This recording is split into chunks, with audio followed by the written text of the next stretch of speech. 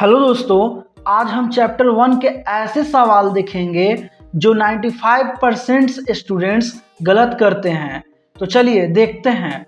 आपका पहला सवाल है, राष्ट्र का अर्थ क्या है? आपका ऑप्शन है ए केवल भूमि, बी लोगों का समूह जिनमें साझा पहचान हो, सी केवल सरकार, डी केवल भाषा। आपका सही जवाब होगा बी लोगों का समूह जिनमें साझा पहचान हो। आपको बता दें दोस्तों कि राष्ट्र केवल भूमि नहीं होता, बल्कि ऐसे लोगों का समूह होता है जिनकी भाषा, संस्कृति, इतिहास और पहचान समान होती है। चलिए अब आगे की ओर देखते हैं दोस्तों।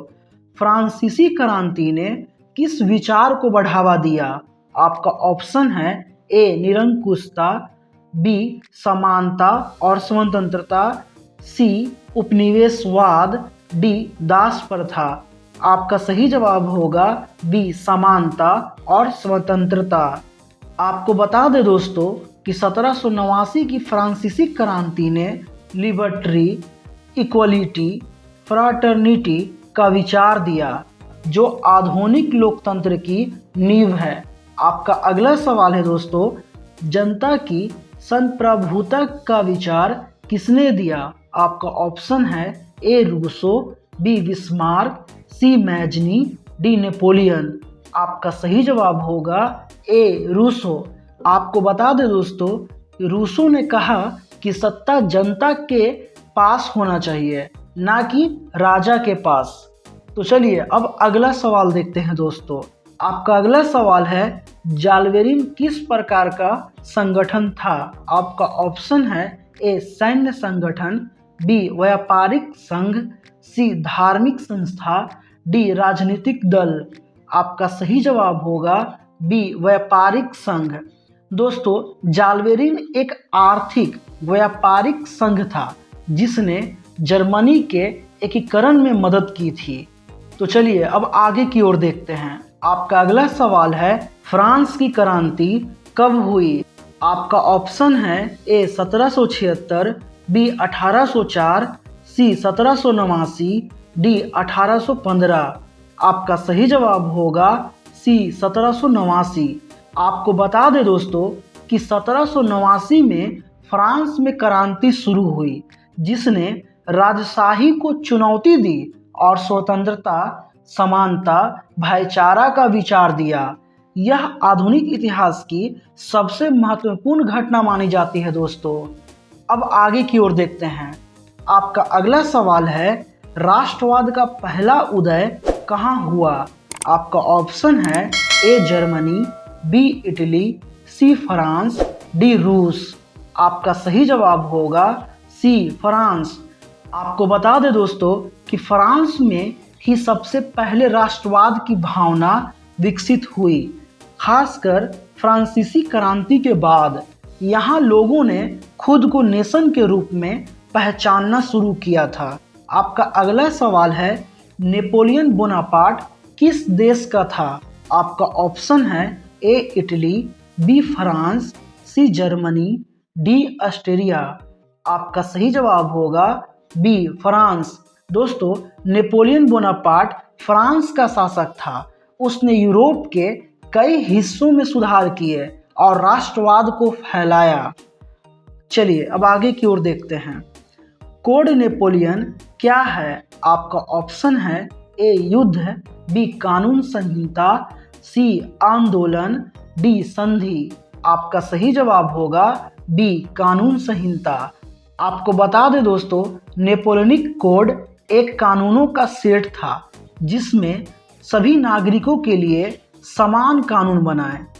इससे समानता और न्याय को बढ़ावा मिला था दोस्तों। तो चलिए अब आगे की ओर देखते हैं। जर्मनी का एकीकरण किसने किया? आपका ऑप्शन है ए मेजनी, बी गैरिबाल्डी, सी बिस्मार्क, डी हिटलर। आपका सही जवाब होगा सी बिस्मार्क। दोस्तों, बिस्मार्क ने जर्मनी का एकीकरण किया। उन्होंने ब्लड एंड आयरन नीति अपनाकर युद्ध और शक्ति से एकीकरण किया। इसे भी याद रखेंगे दोस्तों। आपका अगला सवाल है, इटली का एकीकरण कब हुआ? आपका ऑप्शन है ए 1861, बी 1871, सी 1850, डी 1848। आपका सही जवाब होगा ए 1861। दोस्तों 1861 में इटली एकीकृत होकर एक राष्ट्र बना। इसमें मेजनी, काबूल और गरिबाल्डी का बड़ा योगदान था। तो अब आगे चलते हैं दोस्तों। मेजनी किस देश से संबंधित था? आपका ऑप्शन है A France, B Italy, C Germany, D रूस। आपका सही जवाब होगा बी इटली। तो चलिए अब आगे की ओर देखते हैं दोस्तों। यंग इटली संगठन किसने बनाया? आपका ऑप्शन है ए बिस्मार्क, बी मेजनी, सी नेपोलियन, डी हिटलर। आपका सही जवाब होगा बी मेजनी। दोस्तों मेजनी ने यंग इटली संगठन बनाया। इसका उद्देश्य इटली को एक स्वतंत्र और एकीकृत राष्ट्र बनाना था। अब आगे की ओर देखते हैं दोस्तों। आपका अगला सवाल है जर्मनी का एकीकरण कब हुआ? आपका ऑप्शन है ए 1861, बी 1871, सी 1850, डी 1848। आपका सही जवाब होगा बी 1871। दोस्तों 1871 में जर्मनी का एकीकरण पूरा हुआ था, लेकिन कि यह प्रक्रिया बिस्मार्क के नेतृत्व में पूरी हुई थी। तो चलिए अब आगे देखते हैं। आपका अगला सवाल है ब्लड एंड आयरन नीति किसकी थी? आपका ऑप्शन है ए मेजनी, बी नेपोलियन, सी बिस्मार्क, डी गैरिबाल्डी। आपका सही जवाब होगा सी बिस्मार्क। आपको बता दें दोस्तों कि बिस्मार्क ने ब्लड एंड आयरन नीति अपनाई, जिसका मतलब था युद्ध और शक्ति के जरिए लक्ष्य प्राप्त करना। इस नीति से जर्मनी का एकीकरण संभव हुआ था।